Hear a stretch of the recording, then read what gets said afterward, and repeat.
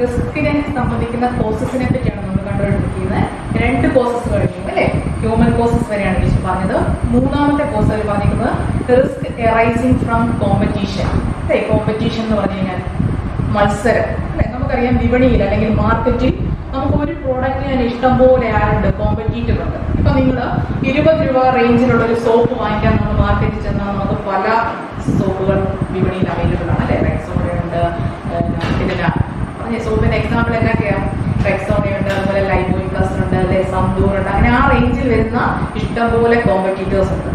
അപ്പൊ അവരിൽ നിന്നുണ്ടാകാവുന്ന ഒരു റിസ്ക് ആണ് അടുത്തത് അവർ പറഞ്ഞിരിക്കുന്നത്. ഈ കോമ്പറ്റീറ്ററിൽ ആരെങ്കിലും അവരുടെ പ്രൈസിൽ ഒരു ചെറിയ വേരിയേഷൻസ് അല്ലെങ്കിൽ കുറവ് വരുത്തിയാൽ സ്വാഭാവികമായും കസ്റ്റമർ എന്ത് ചെയ്യും? ആ പ്രോഡക്റ്റിലേക്ക് അവരുടെ ചേഞ്ച്, അവരുടെ ഹാബിറ്റ് അല്ലെങ്കിൽ അവരുടെ ആ ഒരു ആവശ്യം അവരതിലേക്ക് മാറ്റും അല്ലേ. അപ്പം അടുത്ത റിസ്ക് ആയിട്ട് അവർ പറഞ്ഞിരിക്കുവാണ് risk arising from competition. Competition ഉണ്ടാകാവുന്ന റിസ്ക്. അപ്പൊ കോമ്പറ്റീറ്ററെ എപ്പോഴും നമ്മൾ പരിഗണിക്കണം. അവർ പ്രൈസ് കൂട്ടുന്നുണ്ടോ, കുറയ്ക്കുന്നുണ്ടോ, അല്ലെങ്കിൽ അവർ എക്സ്ട്രാ ക്വാണ്ടിറ്റി കൊടുക്കുന്നുണ്ടോ, അല്ലെങ്കിൽ പുതിയ പുതിയ അഡ്വർടൈസ്മെന്റ് കൊടുക്കുന്നുണ്ടോ, അല്ലെങ്കിൽ വിപണിയിലേക്ക് തുറച്ചു കയറാൻ അല്ലെങ്കിൽ അവർ പെൻട്രേറ്റിംഗ് സ്ട്രാറ്റജീസ് പോലെയുള്ള പല പല സ്ട്രാറ്റജീസ് അപ്ലൈ ചെയ്യുന്നുണ്ടോ, ഇതൊക്കെ നോക്കണം. അപ്പൊ കോമ്പറ്റീറ്ററുടെ ഭാഗത്തുനിന്ന് ഉണ്ടാകുന്നതാണ് അടുത്ത റിസ്ക് എന്ന് പറയുന്നത്. ആദ്യം ടീച്ചർ പറഞ്ഞത് നേച്ചറിന്റെ ഭാഗത്തുനിന്ന് ഉണ്ടാകുന്നത്, രണ്ടാമത് അവിടുത്തെ ഹ്യൂമൻ അല്ലെ, അവിടുത്തെ ജീവനക്കാരിൽ നിന്നുണ്ടാകുന്നത്, മൂന്നാമത് കോമ്പറ്റീറ്ററിൽ നിന്ന് ഉണ്ടാകുന്നത്. നാലാമത് പറഞ്ഞിരിക്കുകയാണ് പ്രൈസ് ഫ്ലക്ച്വേഷൻസ്. എന്താ? വിലയിൽ ഉണ്ടാകുന്ന വ്യത്യാസം. Fluctuation means increase or decrease. Value increase ചെയ്യുകയോ ഡിക്രീസ് ചെയ്യുകയോ ചെയ്യുക, കൂടുകയോ കുറയുകയോ ചെയ്യുക. This may totally upset stock values അല്ലെ. പ്രൈസ് കൂടിയാൽ എന്ത് ചെയ്യും? സ്വാഭാവികമായിട്ടും കസ്റ്റമർ ഒന്ന് വാങ്ങിക്കാൻ മടിക്കും. വില കുറഞ്ഞാലോ സ്വാഭാവികമായിട്ട് എന്ത് ചെയ്യും? വാങ്ങിക്കാനുള്ള അല്ലെങ്കിൽ അവരുടെ ഡിമാൻഡ് കൂടും. അപ്പൊ പ്രൈസ് ഫ്ലക്ച്വേഷൻസും എന്തിനെ ബാധിക്കും? ബിസിനസിന്റെ റിസ്കിനെ ബാധിക്കും എന്നാണ് അവർ പറഞ്ഞിരിക്കുന്നത്. നാലാമത് പറഞ്ഞിരിക്കുവാണ്, അഞ്ചാമത്തെ പോയിന്റ് പറഞ്ഞിരിക്കുവാണ് risk due to mismanagement. നമുക്കറിയാം ഏത് സ്ഥാപനത്തിന്റെ വളർച്ച എന്ന് പറയുന്നത് അവിടുത്തെ മാനേജ്മെന്റിന്റെ കാര്യക്ഷമതയെ ആശ്രയിച്ചിരിക്കും അല്ലെ. നല്ല ഏബിളായിട്ട് അല്ലെങ്കിൽ നല്ല കാര്യക്ഷമമായിട്ട് മുന്നോട്ട് പോകുന്ന ഒരു മാനേജ്മെന്റ് മാത്രമേ നല്ല രീതിയിൽ ലാഭം ഉണ്ടാക്കാനായിട്ട് സാധിക്കത്തുള്ളൂ. കാരണം പല ലെവൽസ് മാനേജ്മെന്റ് തന്നെ നമ്മൾ വരുന്നുണ്ട്. Top level, middle level, lower level. Top level എന്ന് പറഞ്ഞു കഴിഞ്ഞാൽ അതിന്റെ ഏറ്റവും ടോപ്പ് അതോറിറ്റിയിൽ വരുന്ന വ്യക്തികൾ അടങ്ങുന്നതാണ് ടോപ്പ് ലെവല്. മിഡിൽ ലെവൽ എന്ന് പറഞ്ഞു കഴിഞ്ഞാൽ അതിന്റെ ഇടയ്ക്ക്. ഇപ്പൊ ടീച്ചർ എക്സാമ്പിൾ പറയുകയാണെങ്കിൽ ഈ സെമിനാരി ആണെങ്കിൽ ഈ സെമിനാരിയിലെ അച്ഛന്മാർ അല്ലെങ്കിൽ ആ ഒരു പോസ്റ്റിൽ വരുന്നവരെല്ലാം എന്താണ്? അതിന്റെ ടോപ്പ് ലെവേഴ്സ് ആണ്. ഇപ്പൊ ഞങ്ങളൊക്കെ ഇതിനകത്ത് മിഡിൽ ലെവലിൽ വരുന്നവരാണ് അല്ലെ. എന്നാൽ ലോവർ ലെവൽ. അങ്ങനെ 3 ക്ലാസിഫിക്കേഷൻസ് നമുക്ക് ഓരോ ബിസിനസ് സ്ഥാപനത്തിലും ഉണ്ട്. ലെവൽസ് ഓഫ് മാനേജ്മെന്റ് എന്ന് പറയും. അടുത്ത വർഷം നമ്മൾ വിശാലമായിട്ട് പഠിക്കുന്നുണ്ട്. ഇപ്പൊ അതൊന്നും നോക്കണ്ട. മാനേജ്മെന്റ് എന്ന് പറഞ്ഞാൽ ആ സ്ഥാപനത്തെ മുന്നോട്ട് നല്ല രീതിയിൽ കാര്യക്ഷമമായി കൊണ്ടുപോകുന്ന വ്യക്തികളെയാണ്. അല്ലെങ്കിൽ മെയിൻ ആയിട്ട് നമുക്കൊരു സിംഗിൾ സ്ഥാപനമാണെങ്കിൽ അല്ലെങ്കിൽ നമുക്കറിയാം ഒരാൾ മാത്രം നടത്തുന്ന സ്ഥാപനമാണെങ്കിൽ ആ വ്യക്തിയാണ് അവിടുത്തെ മാനേജർ എന്ന് പറയുന്നത്, അല്ലെങ്കിൽ ആ ബിസിനസിനെ കൺട്രോൾ ചെയ്യുന്ന വ്യക്തി അല്ലെ. അപ്പൊ മാനേജ്മെന്റ് നല്ല രീതിയിൽ മുന്നോട്ട് പോയില്ലെങ്കിൽ ബിസിനസ് എന്ത് വരും? നഷ്ടം വരാം. അതാണ് അവർ അടുത്ത പോയിന്റ് പറഞ്ഞിട്ടുള്ളത് risk due to mismanagement. Wrong management decision, തെറ്റായ മാനേജ്മെന്റ് തീരുമാനങ്ങൾ. എന്തിനെ പറ്റിയാന്ന് നോക്കി? ക്യാപിറ്റൽ മൂലധനം വിനിയോഗിക്കുന്നതിനെ പറ്റിയോ അല്ലെങ്കിൽ പ്ലാനിങ് ആസൂത്രണം ചെയ്യുന്നതിനെ പറ്റിയൊക്കെ മാനേജ്മെന്റ് ഭാഗത്തുനിന്ന് എന്തെങ്കിലും വീഴ്ച ഉണ്ടായാൽ അതും എന്തിനെ ബാധിക്കും? ബിസിനസിനെ ബാധിക്കും. ബിസിനസിന് നഷ്ടം ഉണ്ടാകാം. അപ്പൊ ബിസിനസിന് നഷ്ടം ഉണ്ടാകാനുള്ള സാധ്യതകൾ ഏതെല്ലാം കാരണങ്ങൾ കൊണ്ട് സംഭവിക്കാം എന്നാണ് ടീച്ചർ പറഞ്ഞുകൊണ്ടിരിക്കുന്നത്. ആദ്യം നാച്ചുറൽ പ്രോസസ് കൊണ്ട് സംഭവിക്കാം. രണ്ടാമത് അവിടുത്തെ എംപ്ലോയീസിന്റെ ഭാഗത്തുനിന്നുണ്ടാകുന്ന തെറ്റ്, ബാഡ് ഡെപ്റ്റ് ഒക്കെ മൂലം സംഭവിക്കാം. അതിനെയാണ് നമ്മൾ ഹ്യൂമൻ പ്രോസസ് എന്ന് പറയുന്നത്. മൂന്നാമത് ആ പ്രോഡക്റ്റിന് മറ്റ് കോമ്പറ്റീറ്റർ ആരൊക്കെയുണ്ടോ അവരിൽ നിന്നുണ്ടാകുന്ന മത്സരങ്ങൾ. അത് പല രീതിയിലാകാം. ഒരു പ്രൈസ് കൂട്ടാം, കുറയ്ക്കാം അല്ലെ. പുതിയ പുതിയ സ്ട്രാറ്റജീസ് അഡോപ്റ്റ് ചെയ്യാം. പുതിയ പുതിയ അഡ്വർടൈസ്മെന്റ് ടെക്നിക്കുകൾ അവരിൽ നിന്ന് നേരിടേണ്ടി വരുന്ന ഒരു പ്രശ്നമാണ് അടുത്തത് പ്രൈസ് ഫ്ലക്ച്വേഷൻസ്. ഉൽപ്പന്നത്തിന്റെ വിലയിൽ വർധനവ് ഉണ്ടാകുക അല്ലെങ്കിൽ കുറവുണ്ടാകുക. ഇതും ബിസിനസ് സ്ഥാപനത്തിനെ സ്വാധീനിക്കുമെന്നാണ് പറഞ്ഞിരിക്കുന്നത്. അടുത്ത പറഞ്ഞിരിക്കുന്നത് risk due to change in demand അല്ലെ. ഡിമാൻഡ് എന്ന് പറഞ്ഞാൽ എന്നാ? ഒരു ഉൽപ്പന്നം വാങ്ങാനുള്ള സാധ്യത അല്ലെങ്കിൽ അത് വാങ്ങിക്കാനുള്ള ആഗ്രഹം മാത്രം പോരാ, വാങ്ങിക്കാനുള്ള ശേഷി, നമുക്ക് പണം കൂടെ വേണം. കൺട്രോൾ ഉണ്ടെങ്കിൽ മാത്രമേ ഡിമാൻഡ് ഉണ്ടാകത്തുള്ളൂ.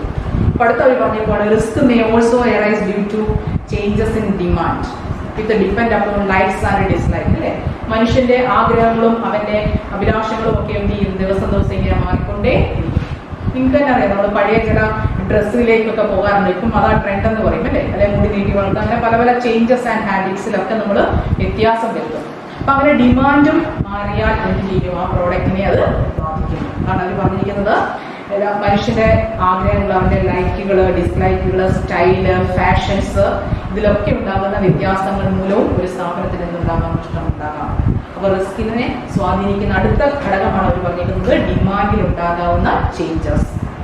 ഇതിനടുത്തത് ഏറ്റവും പ്രധാനപ്പെട്ട മറ്റൊരു കാരണമാണ് പറഞ്ഞിരിക്കുന്നത് ഗവൺമെന്റ് പോളിസീസ്, അല്ലെ? ഒരു രാജ്യത്ത് നിലവിലിരിക്കുന്ന ചില നിയമങ്ങൾ അത് ബിസിനസിനെ സ്വാധീനിക്കും. എന്താ ഗവൺമെന്റ് റെഗുലേഷൻസ് എന്ന് പറഞ്ഞു കഴിഞ്ഞാൽ നമുക്കറിയാം, ചില പ്രോഡക്റ്റുകൾ എന്ത് ചെയ്യാൻ പറ്റുകയില്ല, ഇന്ത്യയിൽ വിൽക്കാൻ പറ്റുകയില്ല. നമുക്കറിയാം, നമുക്കിവിടെ പണ്ട് കേരളത്തിൽ സുലഭമായി വിറ്റുകൊണ്ടിരുന്നതാണ് ഹരാക്ക് അല്ലെങ്കിൽ ചാരായം എന്ന് പറയുന്ന ബിസിനസ്. ആന്റണി സർക്കാരിന്റെ കാലത്ത് അത് നിർത്തലാക്കി, അല്ലെ? ഇപ്പൊ ഗവൺമെന്റ് എടുത്തിരിക്കുന്ന ഒരു പോളിസിയാണ്. ഇപ്പൊ നമുക്കറിയാം, അത് നമ്മൾ എവിടെ കണ്ടാലും എന്ത് ചെയ്യും, എക്സൈസുകാർ പിടിക്കും. അപ്പോൾ അങ്ങനെ ചില ഗവൺമെന്റ് ചില കാര്യങ്ങളെ പറ്റി പറഞ്ഞിട്ടുണ്ട്, അത് നമുക്ക് എന്ത് ചെയ്യാൻ പറ്റിയില്ല, നടപ്പിലാക്കാൻ പറ്റിയില്ല. പക്ഷെ നല്ല പ്രോഫിറ്റബിൾ ആയി അന്ന് നടന്നുകൊണ്ടിരുന്ന ഒരു ബിസിനസ് ആയിരുന്നു അത്. അതുപോലെ തന്നെ ചില രാജ്യങ്ങളിൽ ലിക്കർ ബിസിനസ് പറ്റുകയില്ല. അപ്പൊ അങ്ങനെ ചില കാര്യങ്ങളുണ്ട്. നമ്മൾ ഉപയോഗിക്കുന്ന ചില ഫുഡ് ഐറ്റംസ് ചില രാജ്യങ്ങൾക്ക് പെർമിറ്റബിൾ അല്ല. അങ്ങനെയൊക്കെ വരുന്നതാണ് പ്രശ്നങ്ങളാണ് ടീച്ചർ പറഞ്ഞിരിക്കുന്നത്. ഗവൺമെന്റ് എടുക്കുന്ന നയങ്ങളും ഒരു പരിധിവരെ എന്തിനെ ബാധിക്കും, ബിസിനസിനെ ബാധിക്കും, അല്ലെ? ഇപ്പം പെട്രോളിൽ പെട്ടെന്ന് ഒരു ടാക്സ് റേറ്റ് അങ്ങ് കൂട്ടി, അല്ലെങ്കിൽ പെട്രോളിന്റെ വാല്യൂയിൽ ഒരു വ്യത്യാസം വരുന്നു, സ്വാഭാവികമായിട്ടും എന്ത് ചെയ്യും, കസ്റ്റമേഴ്സ് അതിന്റെ കൺസംഷൻ, ഉപഭോഗം കുറയ്ക്കും. അപ്പൊ അത് ആ ബിസിനസ്സുകാരെ ബാധിക്കും.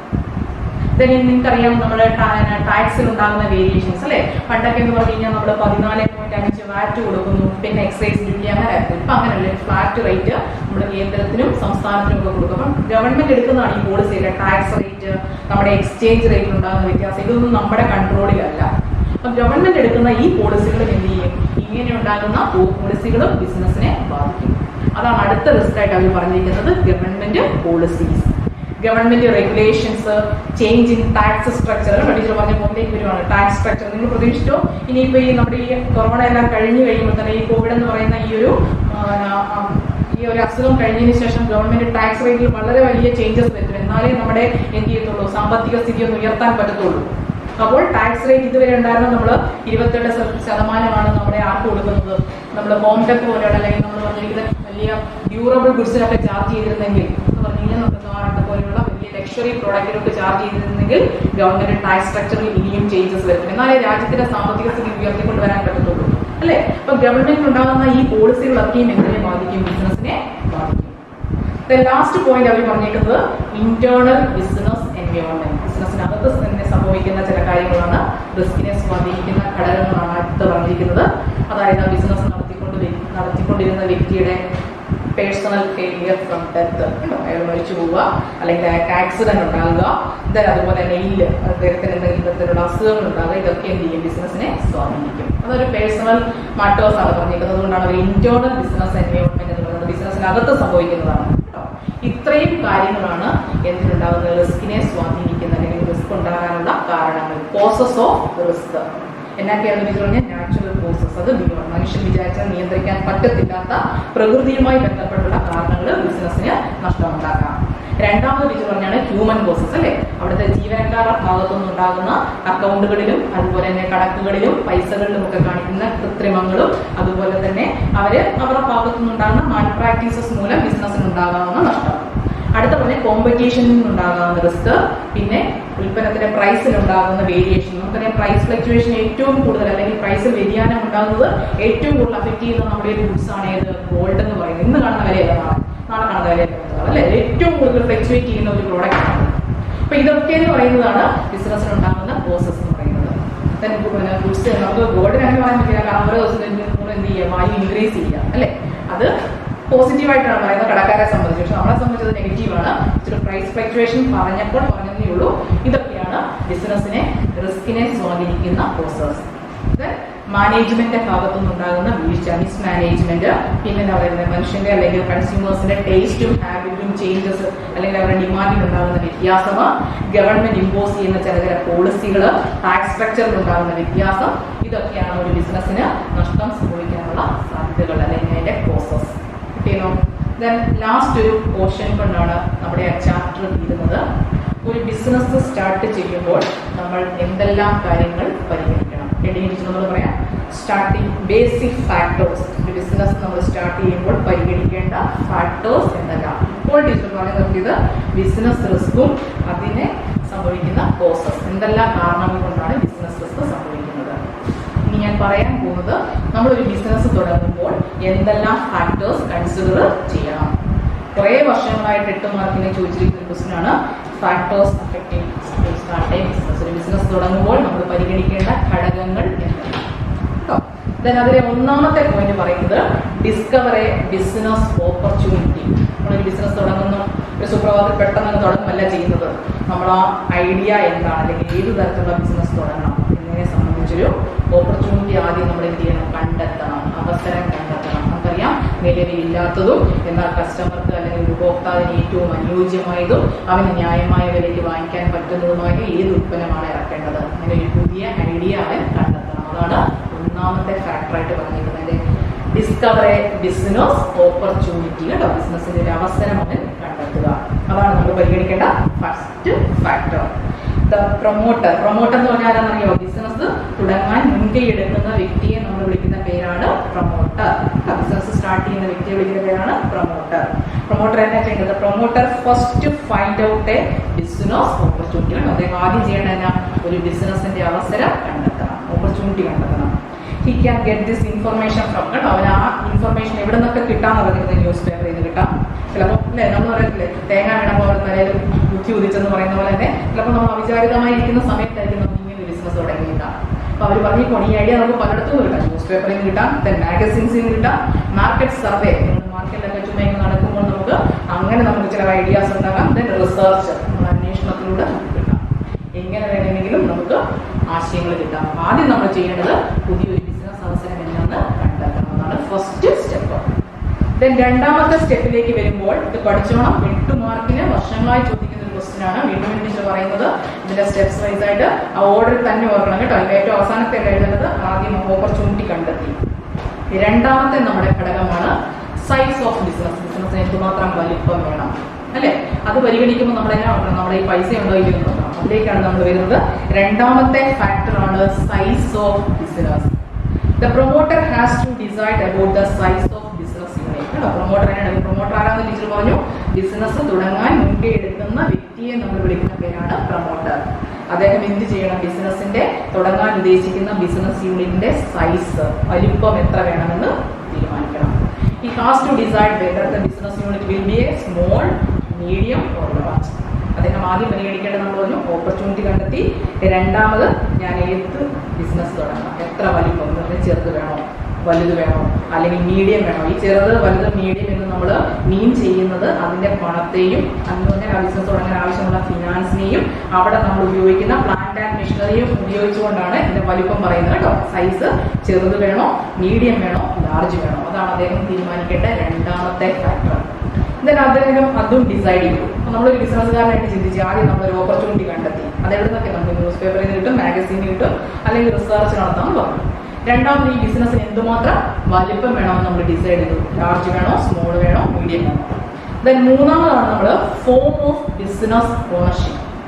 ഇതിലേക്ക് വരുമ്പോൾ ഇച്ചിരി പറയാൻ പോകുന്ന പോയിന്റിലേക്ക് വരുമ്പോൾ വീണ്ടും രണ്ടാമത്തെ ചാപ്റ്ററിൽ, അടുത്ത ചാപ്റ്ററിൽ വിശാലമായിട്ട് ഈ ഫോമിനെ പറ്റി പഠിക്കുന്നുണ്ട്. പക്ഷെ ഇവിടെ നിങ്ങൾക്ക് പറഞ്ഞു തരണമെങ്കിൽ ഞാൻ ആ ഫോം എന്നാന്ന് പറഞ്ഞെങ്കിൽ മാത്രമേ അടുത്ത ചാപ്റ്ററിൽ കുറച്ചുകൂടെ വ്യക്തത കിട്ടുള്ളൂ. അതായത് ഇന്ത്യയിൽ 5 തരത്തിലുള്ള ബിസിനസ് സ്ഥാപനങ്ങളാണ്. പ്രൈവറ്റ് സെക്ടർ എന്ന് പറഞ്ഞാൽ സ്വകാര്യ വ്യക്തികൾ, നമ്മളെ പോലുള്ള, ഗവൺമെന്റ് അല്ല കേട്ടോ, ഗവൺമെന്റ് അല്ലാതെ സ്വകാര്യ വ്യക്തികളുടെ ഉടമസ്ഥതയിലുള്ള 5 ബിസിനസ് സ്ഥാപനങ്ങളാണ് ഇന്ത്യയിൽ പ്രവർത്തിക്കുന്നത്. അതിലെ ഒന്നാമത്തെ ബിസിനസ് സ്ഥാപനമാണ് സോൾ പ്രൊപ്രൈറ്റർഷിപ്പ്, അല്ലെങ്കിൽ നമ്മൾ പറയുന്നതാണ് സോൾ പ്രൊപ്രൈറ്റർഷിപ്പ് ബിസിനസ് അല്ലെങ്കിൽ ഏകാംഗ വ്യാപാരം. കേട്ടോ, സോൾ പ്രൊപ്രൈറ്റർഷിപ്പ് ബിസിനസ്, ഏകാംഗ വ്യാപാരം. ഒരംഗം എന്ന് പറഞ്ഞാൽ ആര് മാത്രമേ ഉള്ളൂ? ഒറ്റ വ്യക്തിയുടെ ഉടമസ്ഥതയിലും നിയന്ത്രണത്തിലുമുള്ള വ്യാപാരത്തെ നമ്മൾ വിളിക്കുന്ന പേരാണ് സോൾ പ്രൊപ്രൈറ്റർഷിപ്പ് ബിസിനസ്. രണ്ടാമത്തെ ഒരു ക്ലാസിഫിക്കേഷൻ ആണ് പാർട്ട്ണർഷിപ്പ് ബിസിനസ് അല്ലെങ്കിൽ പങ്കാളിത്ത വ്യാപാരം. ടീച്ചർ ഇവിടെ കൂടെ നിർത്തുന്നത് എന്നാന്ന് ചോദിച്ചു കഴിഞ്ഞാൽ രണ്ടാമത്തെ ചാപ്റ്ററിൽ വിശാലമായിട്ട് ഇവരുടെ ഗുണവും ദോഷവും ഇവരെന്നാന്നൊക്കെ പഠിക്കുന്നുണ്ട്. അപ്പം ഇത്രയും ഇവിടെ ഒത്താൽ മതി. ഒരാളുടെ മാത്രം ഉടമസ്ഥതയിലും നിയന്ത്രണത്തിലുമുള്ള വ്യാപാരത്തെ നമ്മൾ വിളിക്കുന്ന പേരാണ് സോൾ പ്രൊപ്രൈറ്റർഷിപ്പ് ബിസിനസ്. നിങ്ങൾക്കത് ഏറ്റവും പരിചിതമാണ്. കാരണം നിങ്ങളുടെ വീടിനടുത്തുള്ള കടകളൊക്കെ നോക്കിയാൽ മതി, അല്ലേ? അവിടെ ആ വ്യക്തി തന്നെയാണ് മൂലധനം ഇറക്കുന്നത്, അദ്ദേഹം തന്നെയാണ് സാധനം നമുക്ക് എടുത്തു തരുന്നത്, അദ്ദേഹം തന്നെയാണ് പൈസ മേടിക്കുന്നത്, ആ ബിസിനസ്സിനെ കൺട്രോൾ ചെയ്യുന്നു, മാനേജ് ചെയ്യുന്നു. നമ്മുടെ അടുത്തുള്ള ഒരു പലചരക്ക് കടയെ മനസ്സിലോട്ട് ഓർത്തേ നിങ്ങൾക്ക് കറക്റ്റ് ആയിട്ട് ആ ഒരു മീനിങ് കിട്ടും. അദ്ദേഹമാണ് ബിസിനസ്സിനെ കൺട്രോൾ ചെയ്യുന്നത്, മാനേജ് ചെയ്യുന്നത്, നമുക്ക് പൈസ തിരിച്ചു തരുന്നതല്ല. business owned and controlled by a single person is known as sole proprietorship. The second one is partnership business, പങ്കാളിത്ത വ്യാപാരം എന്ന് പറയും. രണ്ടോ അതിലധികമോ വ്യക്തികൾ ചേർന്ന് രൂപീകരിക്കുന്നതും അവർ പരസ്പരം രണ്ടോ അതിലധികമോ വ്യക്തികൾ എന്ന് പറയുമ്പോൾ അവർ തന്നെ മൂലധനം കൊണ്ടുവരുന്നു, അവർ തന്നെ ബിസിനസ് നടത്തുന്നു, ലാഭനഷ്ടം അവർ വീതിക്കുന്നതിന് ചില ഉടമ്പടികളൊക്കെ ഉണ്ട്, അതൊക്കെ വരുമ്പോൾ പഠിക്കുന്നുണ്ട്. ഇപ്പൊ ഇത്ര ഓർത്താൽ മതി, രണ്ടോ അതിലധികമോ വ്യക്തികൾ ചേർന്ന്. സോൾ പ്രൊപ്രൈറ്റർ ആരെയുള്ളതാണ്? ഒറ്റ വ്യക്തിയോടും. രണ്ടോ അതിലധികമോ വ്യക്തികൾ ചേർന്ന് നടത്തുന്ന വ്യാപാരത്തെ നമ്മൾ വിളിക്കുന്ന പേരാണ് പങ്കാളിത്ത വ്യാപാരം, പാർട്ട്ണർഷിപ്പ് ബിസിനസ്. ദെൻ മൂന്നാമത്തെ ഒരു ബിസിനസ്സാണ് ജോയിന്റ് ഹിന്ദു ഫാമിലി ബിസിനസ്, അല്ലെങ്കിൽ HUF, ഹിന്ദു അൺഡിവൈഡഡ് ഫാമിലി. കേട്ടോ, ജോയിന്റ് ഹിന്ദു ഫാമിലി. അത് പറയുമ്പോൾ ശ്രദ്ധിച്ചോണം, അത് നമുക്ക് വൺ വേർഡ് ക്വസ്റ്റ്യൻ കയറി വന്നിട്ടുണ്ട്. ഇന്ത്യൻ മിതക്ഷര ലോ പ്രകാരം, എന്നല്ല മിതക്ഷര ലോ പ്രകാരം ഇന്ത്യയിൽ മാത്രം കണ്ടുവരുന്ന, വേറൊരു രാജ്യത്തും ഇല്ല, ഇന്ത്യയിൽ മാത്രം കണ്ടുവരുന്ന ഒരു വ്യാപാരമാണ് ഹിന്ദു കൂട്ടുകുടുംബ വ്യാപാരം എന്ന് പറഞ്ഞു കഴിഞ്ഞാൽ. നിങ്ങൾ കഥാനായകൻ എന്ന് പറയുന്ന സിനിമ ഏറ്റവും ആപ്റ്റായിട്ടുള്ള ഒരു എക്സാമ്പിളാണ്. കഥാനായകൻ ഓർക്കുന്നുണ്ടോ? ദിലീപിന്റെ പയ്യാരത്ത് പത്മനാഭൻ നായർ എന്നൊക്കെ പറയുന്ന ഒരു ഫിലിം. കേട്ടോ, അത് കണ്ടിട്ടുണ്ടെങ്കിൽ നിങ്ങൾക്കറിയാം. ഒരു കലാഭവൻ അവിടെ കുറെ ഹിന്ദു കൂട്ടുകുടുംബമായിട്ടാണ് അവർ താമസിക്കുന്നത്. അതിൽ ഓരോ ഫാമിലിക്കും വെളിച്ചെണ്ണയൊക്കെ അളന്നു കൊടുക്കുന്നത്, അതിൻ്റെ അകത്ത് തന്നെ ഒരു ഷോപ്പ് പ്രവർത്തിക്കുന്നു, കുറച്ച് പേര് ബാങ്കിൽ പോകുന്നു. ആ സിനിമയാണ് ഏറ്റവും ബെസ്റ്റ് എക്സാമ്പിളാണ്. കണ്ടിട്ടുണ്ടെന്ന് വിചാരിക്കുന്നു, പയ്യാരത്ത് പത്മനാഭൻ നായർ. മൂന്നാമത്തെ factory forms of business ownership എന്ന് പറയുന്നത്. ഫോം എന്ന് പറയുന്നത് നമ്മൾ ഏത് തരത്തിലുള്ള ബിസിനസ് സ്ഥാപനം വേണം, അതിനാണ് ടീച്ചർ ഇപ്പം പറഞ്ഞുകൊണ്ടിരിക്കുന്നത്. ഇന്ത്യയിൽ 5 തരത്തിലുള്ള ഫോം ആയിട്ടാണ് ബിസിനസ് സ്ഥാപനങ്ങൾ പ്രവർത്തിക്കുന്നത്. ഒന്നാമത്തത് സോൾ പ്രൊപ്രൈറ്റർഷിപ്പ്, രണ്ടാമത്തത് പാർട്ട്ണർഷിപ്പ്, മൂന്നാമത്തെ ഹിന്ദു അൺഡിവൈഡഡ് ഫാമിലി ബിസിനസ്. അതിനെപ്പറ്റി ടീച്ചർ പറഞ്ഞുകൊടുക്കുന്നത്. ആ സിനിമയിൽ നിങ്ങൾ പയ്യാരത്ത് പത്മനാഭൻ നായർ എന്ന് പറയുന്ന കർത്ത അല്ലെങ്കിൽ കാരണവർ, അദ്ദേഹമാണ് ആ കുടുംബത്തെ മൊത്തം നിയന്ത്രിക്കുന്നത്, അല്ലെ? ഏറ്റവും മുതിർന്ന മെയിൻ മെമ്പറിനെയാണ് നമ്മൾ കർത്ത എന്ന് പറയുന്നത്. അങ്ങനെ നമ്മുടെ ഫിലിം ഇൻഡസ്ട്രിയിൽ 2-3 ഫിലിം അതിനെ ബേസ് ചെയ്ത് വന്നിട്ടുണ്ട്. അപ്പം ഇന്ത്യയിൽ മാത്രം കണ്ടുവരുന്ന പണ്ടത്തെ നായക്കറാടുകളിലൊക്കെ ഉണ്ടായിരുന്ന ഒരു സിസ്റ്റം നോക്കാൻ മതി. അതിലെ മെമ്പേഴ്സിന് തന്നെ എന്ത് ചെയ്യും? ജോലി ഡിവൈഡ് ചെയ്ത് കൊടുക്കും. നമ്മൾ ആ സിനിമയ്ക്കകത്ത് കാണുന്നുണ്ട്, ചിലവർ മില്ലിൽ പോകുന്നു, ചിലവർ ബാങ്കിൽ പോകുന്നു, അല്ലെ? ചിലവര് കൊപ്ര ആട്ടുന്നത് പോകുന്നു, അങ്ങനെ പലതായിട്ട് ജോലിയെ ഡിവൈഡ് ചെയ്യും. അപ്പൊ അങ്ങനെയുള്ള ഒരു ബിസിനസിനെ വിളിക്കുന്ന പേരാണ് ഹിന്ദു അൺഡിവൈഡഡ് ഫാമിലി ബിസിനസ്. അത് ഇന്ത്യയിൽ മാത്രം കണ്ടുവരുന്നതാണ്. നാലാമത്താണ് കോ ഓപ്പറേറ്റീവ് സൊസൈറ്റി അല്ലെങ്കിൽ സഹകരണ സംഘങ്ങൾ. അതായത് ഒരു പ്രദേശത്ത് താമസിക്കുന്ന 10 അതിലധികമോ ജനങ്ങൾ ചേർന്ന് അവര് സേവനം, സർവീസ് ആണ്, പ്രോഫിറ്റ് അല്ല main aim. Profit secondary objectives മാത്രമാണ്. മെയിൻ എയിം എന്ന് പറയുന്നത് സേവനം പ്രദാനം ചെയ്യുക എന്ന ഉദ്ദേശത്തോടു കൂടി ഇന്ത്യൻ കോപ്പറേറ്റീവ് സൊസൈറ്റീസ് ആക്ട് പ്രകാരം, അല്ലെങ്കിൽ കേരള കോപ്പറേറ്റീവ് സൊസൈറ്റീസ് ആക്ട് 1969 പ്രകാരം രൂപീകരിച്ചിരിക്കുന്ന സ്ഥാപനങ്ങളെ നമ്മൾ വിളിക്കുന്ന പേരാണ് സഹകരണ സംഘങ്ങൾ. നിങ്ങൾ ഇഷ്ടംപോലെ കണ്ടിട്ടുണ്ട്, നമ്മുടെ വീടിനകത്തടുത്തൊക്കെ ഉണ്ട്. നമ്മുടെ വീടിനോട് ചേർന്ന് ആ ലൊക്കാലിറ്റിയുടെ അല്ലെങ്കിൽ ആ പേര് ചേർത്താണ് അതിന് സഹകരണ സംഘം ഇട്ടേക്കുന്നത്, അല്ലെ? ചിത്താനം ചെറുതാ കോപ്പറേറ്റീവ് ബാങ്ക്, അടുത്താണെങ്കിൽ അങ്ങനെ പറയാം. അല്ലെങ്കിൽ നിങ്ങൾ റോഡിലൂടെ ഒക്കെ വരുമ്പോൾ കാണാറുണ്ട് നാട്ടാകും കോപ്പറേറ്റീവ് ബാങ്ക്, അല്ലെ? അങ്ങനെ പ്ലേസ് ആ പേര് ചേർത്താണ് വരുന്നത്. അങ്ങനെയുള്ള ഒരു സ്ഥാപനത്തെയാണ് കോപ്പറേറ്റീവ് സൊസൈറ്റി എന്ന് പറയുന്നത്. അപ്പൊ 18 വയസ്സ് പൂർത്തിയായ ആർക്കും മെമ്പർഷിപ്പ് എടുക്കാം. അങ്ങനെ കുറച്ച് ടേംസ് ആൻഡ് കണ്ടീഷൻസ് ഒക്കെയാണ് നമ്മൾ വരും ക്ലാസ്സുകളിൽ കാണുന്നത്. അപ്പം നാലാമതൊരു ഫോമാണ് കോപ്പറേറ്റീവ് സൊസൈറ്റി. ദെൻ 5ാമത്തെ ഫോമാണ് ജോയിന്റ് സ്റ്റോക്ക് കമ്പനി. നമ്മുടെ ഇന്ത്യയിൽ പ്രവർത്തിക്കുന്ന വിവിധ കമ്പനികൾ. കേട്ടോ, 1956 കമ്പനീസ് ആക്ട് പ്രകാരം രജിസ്റ്റർ ചെയ്ത ഒരു സ്ഥാപനത്തിന് മാത്രമേ ഇന്ത്യയിൽ കമ്പനി എന്ന നിലയ്ക്ക് പ്രവർത്തിക്കാനായിട്ട് സാധിക്കത്തുള്ളൂ. പക്ഷെ ആ ആക്ട് നമ്മൾ അമെൻമെന്റ് ചെയ്ത് ഇപ്പോൾ 2013 പുതിയ കമ്പനീസ് ആക്ട് നിലവിൽ വന്നിട്ടുണ്ട്. അപ്പോൾ 1956 ആ സമയത്ത് ആ ആക്ട് പ്രകാരമായിരുന്നു. ഇപ്പോൾ രജിസ്റ്റർ ചെയ്ത കമ്പനികളെല്ലാം 2013 പ്രകാരം രജിസ്റ്റർ ചെയ്യണം. അതായത് വ്യക്തികൾ ചേർന്ന് രൂപീകരിക്കുന്നതാണ്. അതൊരു ആർട്ടിഫിഷ്യൽ പേഴ്സൺ ആണെന്നൊക്കെ പറഞ്ഞുകൊണ്ട് വരുന്നുണ്ട്. അപ്പൊ നിങ്ങൾ കേട്ടിട്ടുണ്ട് റിലയൻസ് കമ്പനി അല്ലെങ്കിൽ ടാറ്റ എന്നൊക്കെ പറഞ്ഞ കമ്പനി എന്ന് പറയുന്നുണ്ട്. അതിൻ്റെ അകത്ത് കുറെ ഷെയർ ഹോൾഡേഴ്സ് എന്നൊക്കെ വരുന്നുണ്ട്. അതൊക്കെ എന്താണെന്ന് വെച്ചാൽ പറയുന്നുണ്ട്. ഇപ്പോൾ ഓർത്തിരിക്കുക, 5 തരത്തിലുള്ള ബിസിനസ് സ്ഥാപനങ്ങൾ ഇന്ത്യയിലുണ്ട്. അപ്പൊ അതിൽ ഏത് വേണമെന്ന് വേണം അടുത്തത് നമ്മൾ പരിഗണിക്കാൻ. ആദ്യം നമ്മൾ ഓപ്പർച്യൂണിറ്റി കണ്ടെത്തി, രണ്ടാമത് സൈസ് നോക്കി, മൂന്നാമത് ടീച്ചർ ഈ പറഞ്ഞ 5 ഫോമിൽ ഏത് വേണം. അതിനുവേണ്ടി പറഞ്ഞതേ ഉള്ളൂ. ഈ ഫോം 5നെ പറ്റി നമ്മൾ വിശാലമായിട്ട് പഠിക്കുന്നുണ്ട്. ദെൻ അതും നമ്മൾ പരിഗണിച്ചു. സോൾ പ്രൊപ്രൈറ്റർ വേണം അല്ലെങ്കിൽ പാർട്ണർഷിപ്പ് വേണം നമ്മൾ തീരുമാനിച്ചു. ദെൻ അടുത്തതാണ് location of the business. Business സ്ഥിതി ചെയ്യുന്ന സ്ഥലം. ലൊക്കേഷൻ എന്ന് പറയുന്നത് ഏറ്റവും പ്രാധാന്യം അർഹിക്കുന്ന ഒന്നാണ്. കാരണം ആ സ്ഥാപനം സ്ഥിതി ചെയ്യുന്ന ലൊക്കേഷനെ അനുസരിച്ചിരിക്കും ആ സ്ഥാപനത്തിന്റെ വളർച്ച എന്ന് പറയുന്നത്, അല്ലെ? നമ്മൾ എന്തുകൊണ്ടാണ് ചില കടകളൊക്കെ സെൻട്രലൈസ്ഡ് ലൊക്കേഷനാണ്. പ്രത്യേകിച്ച് നമ്മൾ ജുവലേഴ്സ് ഒക്കെ കാണും, നല്ല പേരെടുത്ത ജുവലേഴ്സിന്റെ ഒക്കെ അവരുടെ സ്ട്രക്ചർ ഒക്കെ നോക്കിയാൽ രൂപകൽപ്പന പോലും ആ ബിൽഡിംഗ് പോലും അവർ ഒരേ പാറ്റേണിലാണ് കൺസ്ട്രക്ട് ചെയ്തിരിക്കുന്നത്. അതായത് കസ്റ്റമർക്ക് പെട്ടെന്ന് എത്തിച്ചേരാൻ പറ്റുന്നു, പെട്ടെന്ന് ഇന്ന സ്ഥാപനമാണ് റെക്കഗ്നൈസ് ചെയ്യാൻ പറ്റുന്ന രീതിയിൽ. പെയിന്റിങ് പോലും ചിലപ്പോൾ അതിൽ കൊടുക്കും. മുത്തൂറ്റിന്റെ ഒക്കെ ബാങ്ക് ശ്രദ്ധിച്ച് അല്ലെ, പെയിന്റിംഗ് എല്ലാം ഒരേ രീതിയിൽ കൊടുക്കുന്നത്. അതായത് കസ്റ്റമർക്ക് ചിലപ്പോൾ വായിക്കാൻ കഴിവ് കാണത്തില്ല, പക്ഷെ അവർ ആ പെയിന്റ് കണ്ട് ഇത് ഇന്ന സ്ഥാപനമാണെന്ന് തിരിച്ചറിയും. അപ്പൊ ലൊക്കേഷൻ എന്ന് പറയുന്നത് ഒരു സ്ഥാപനത്തിന്റെ വളർച്ചയെ സ്വാധീനിക്കുന്ന ഏറ്റവും പ്രധാനപ്പെട്ട ഘടകമാണ്. നിങ്ങൾ സെമിനാറിലോട്ട് വരുമ്പോൾ കാണാം, സെമിനാറിലുള്ള ലൊക്കേഷൻ എന്ന് പറയുന്നത് അതുപോലത്തെ ഒരു അറ്റ്മോസ്ഫിയർ ആണ് ക്രിയേറ്റ് ചെയ്തിരിക്കുന്നത്. സ്ഥാപനത്തിന്റെ വളർച്ചയ്ക്ക് അങ്ങനത്തെ ഒരു ലൊക്കേഷൻ വേണം. അപ്പം സ്ഥാപനത്തിന്റെ വളർച്ചയെ നമ്മൾ സ്വാധീനിക്കുന്ന അടുത്ത ഘടകമാണ്, അല്ലെങ്കിൽ നമ്മൾ പരിഗണിക്കേണ്ട അടുത്ത ഘടകമാണ് ബിസിനസിന്റെ ലൊക്കേഷൻ എവിടെ ആയിരിക്കണം. നമ്മൾ സൈസ് നോക്കി, ഏത് വേണം നോക്കി, ലൊക്കേഷനും തീരുമാനിച്ചു. ഇനി അടുത്തതാണ് നമ്മൾ മൂലധനം അല്ലെ. ബിസിനസ് തുടങ്ങിയിട്ടില്ല ഇതുവരെ, ലൊക്കേഷൻ വരെ ആയതേ ഉള്ളൂ. ഇനി നമുക്ക് എന്ത് വേണം? മൂലധനം, ക്യാപിറ്റൽ. ബിസിനസ് സ്റ്റാർട്ട് ചെയ്യാൻ ആവശ്യമുള്ള ഫണ്ടിനെ നമ്മൾ വിളിക്കുന്ന പേരാണ് ക്യാപിറ്റൽ. അപ്പൊ നമ്മൾ അടുത്ത പരിഗണിക്കേണ്ട ഫാക്ടറാണ് ക്യാപിറ്റൽ. എന്തുമാത്രം മൂലധനം വേണമെന്ന് പരിഗണിക്കണം. Finance is the life blood of business. കണ്ടോ, ബിസിനസ്സിന് ലൈഫ് ബ്ലഡ് ആണ് ഫിനാൻസ് എന്ന് പറയുന്നത്. അതായത് ഏത് ബിസിനസ് ആണെങ്കിലും, അത് വലുതാണെങ്കിലും ചെറുതാണെങ്കിലും ശരി, നമുക്ക് എന്ത് വേണം? ഫിനാൻസ് വേണം. ഒരു മനുഷ്യന് ബ്ലഡ് എന്തുമാത്രം പ്രസക്തിയുണ്ടോ അത്രയും പ്രസക്തമാണ് ബിസിനസ്സിന് ഫിനാൻസ് എന്ന് പറയുന്നത്. അപ്പൊ എത്ര ഫിനാൻസ് വേണമെന്ന് അദ്ദേഹം പരിഗണിക്കണം. അതാണ് ക്യാപിറ്റൽ നീഡ്സ് എന്ന് പറയുന്നത്. A promoter has to decide about business capital requirement and also find different sources of finance. അവിടെ രണ്ട് കാര്യങ്ങളാണ് പറയുന്നത്. ഒന്ന്, ഫിനാൻസ് എത്ര വേണമെന്ന് തീരുമാനിക്കണം. രണ്ട്, ഈ ഫിനാൻസ് എവിടെ നിന്നൊക്കെ കളക്ട് ചെയ്യാം, ഏതെല്ലാം ഉറവിടങ്ങളിൽ നമുക്ക് സമാഹരിക്കാം അല്ലെ. ഇപ്പം ടീച്ചർ ഒരു ബിസിനസ് സ്റ്റാർട്ട് ചെയ്യുകയാണെങ്കിൽ ടീച്ചറിന്റെ കുറച്ച് പൈസയുണ്ട്, പക്ഷെ അത് പോരായിരിക്കും. അപ്പൊ ഞാൻ നോക്കും, ഇനി അടുത്ത എനിക്ക് എവിടെ നിന്നൊക്കെ മേടിക്കാം. ഒരു ഓപ്ഷനാണ് ബാങ്കിൽ നിന്ന് ലോൺ എടുക്കാം, അല്ലെങ്കിൽ എന്റെ പരിചയക്കാരിൽ നിന്ന് കടം മേടിക്കാം. ആണോ? അപ്പൊ പല മാർഗങ്ങളുണ്ട്. അതാണ് അടുത്തത് ഇദ്ദേഹം പരിഗണിക്കേണ്ട അടുത്ത ഫാക്ടറാണ് ക്യാപിറ്റൽ. എന്ത് വേണമെന്ന് തീരുമാനിക്കണം. ഈ ക്യാപിറ്റൽ ഏതെല്ലാം സോഴ്സസ്, ഏതെല്ലാം ഉറവിടങ്ങളിൽ നമുക്ക് സമാഹരിക്കാം. ഡിഫറെന്റ് സോഴ്സസ് നമ്മൾ വേറെ ചാപ്റ്ററിൽ കാണുന്നുണ്ട്. ഇപ്പൊ നിങ്ങൾ ഇത്ര ഓർത്താൽ മതി, എത്ര മൂലധനം വേണമെന്നും ഇത് ഏതെല്ലാം സോഴ്സസിൽ നിന്ന് കളക്ട് ചെയ്യാമെന്നും തീരുമാനിക്കാം. അതും നമ്മൾ തീരുമാനിച്ചു. നമ്മുടെ ഫാക്ടേഴ്സിന്റെ അകത്ത് വരുന്നതാണ് physical organisation of physical facilities അല്ലെ. നമ്മൾ ക്യാപിറ്റൽ എത്ര വേണം തീരുമാനിച്ചു, അത് ഏതൊക്കെ സോഴ്സസിൽ നിന്ന് കിട്ടുമെന്ന് നമ്മൾ നോക്കി. അടുത്ത് നമ്മൾ പരിഗണിക്കേണ്ട ഘടകമാണ് ഫിസിക്കൽ ഫെസിലിറ്റീസ്. അതായത് നമ്മൾ റോ മെറ്റീരിയലിനെ കൺവേർട്ട് ചെയ്ത് എന്താക്കി മാറ്റുവാണ്? ഫിനിഷ്ഡ് പ്രോഡക്റ്റ് ആക്കി മാറ്റുക. അപ്പൊ നിങ്ങൾക്കറിയാം, റോ മെറ്റീരിയലിനെ കൺവേർട്ട് ചെയ്യണമെങ്കിൽ നമുക്ക് അവിടെ എന്ത് വേണം? മെഷീൻസ് വേണം. then ഈ മെഷീൻ പ്രവർത്തിക്കാനായിട്ട് വർക്കേഴ്സ് വേണം അല്ലേ. അപ്പൊ അടുത്തത് അതാണ് നമ്മൾ നോക്കേണ്ടത്. ഫിസിക്കൽ ഫെസിലിറ്റീസ് നമ്മൾ എന്ത് ചെയ്യണം? ഓർഗനൈസ് ചെയ്യണം. then അതും നമ്മൾ നടത്തി. അടുത്ത ഫാക്ടറായിട്ട് അവർ കൊടുത്തേക്കുവാണ് ലേ ഔട്ട്.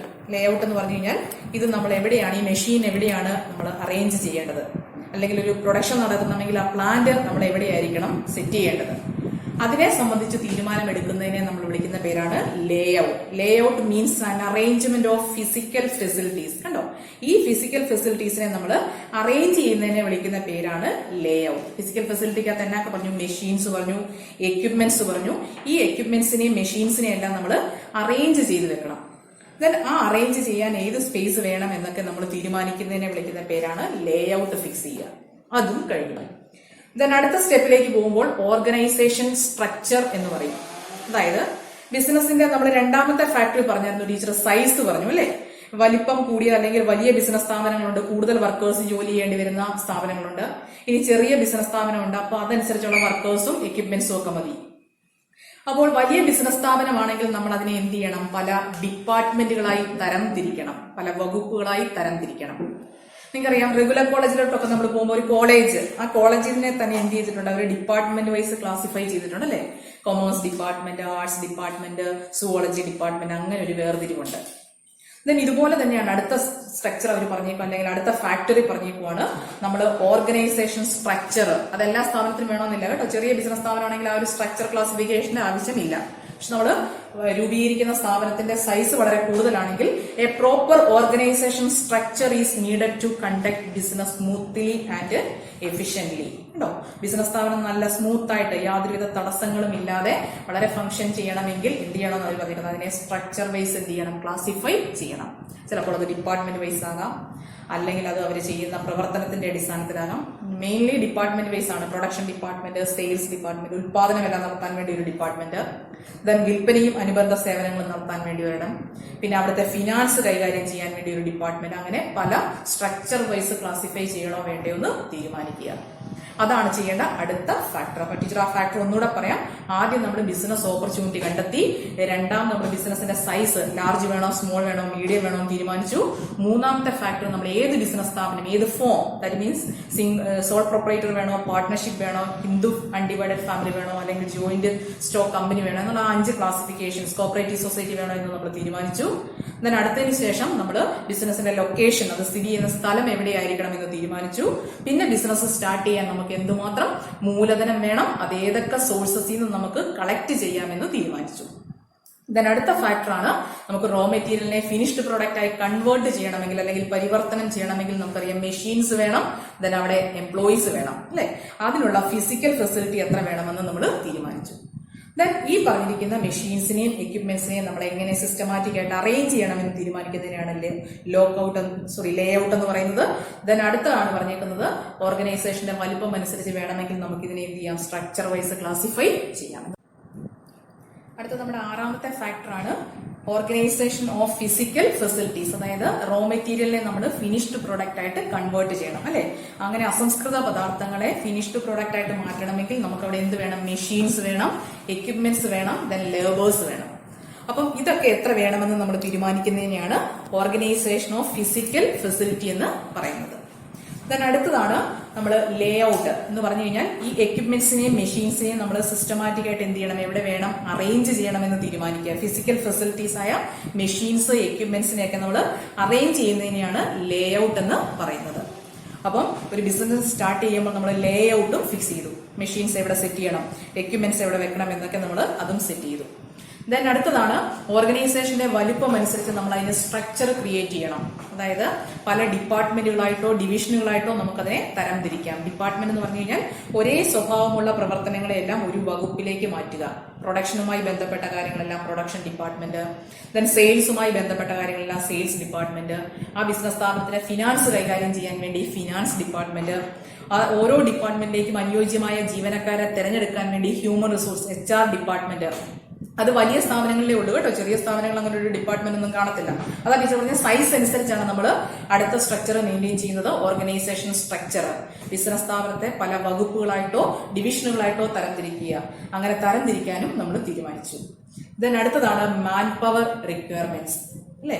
ആ സ്ഥാപനത്തിൽ നമുക്കറിയാം ഹ്യൂമൻ റിസോഴ്സസ് എന്ന് പറയുന്നതാണ് ഏറ്റവും വാല്യുബിൾ ആയിട്ടുള്ള ഒരു തിങ്സ്. അതായത് ഹ്യൂമൻ ആണ് അവിടുത്തെ ഏറ്റവും വാല്യുബിൾ അസറ്റ്സ് എന്ന് പറയാം. പക്ഷെ ബാലൻസ് ഷീറ്റ് നമ്മളൊന്നും കാണിക്കത്തില്ല.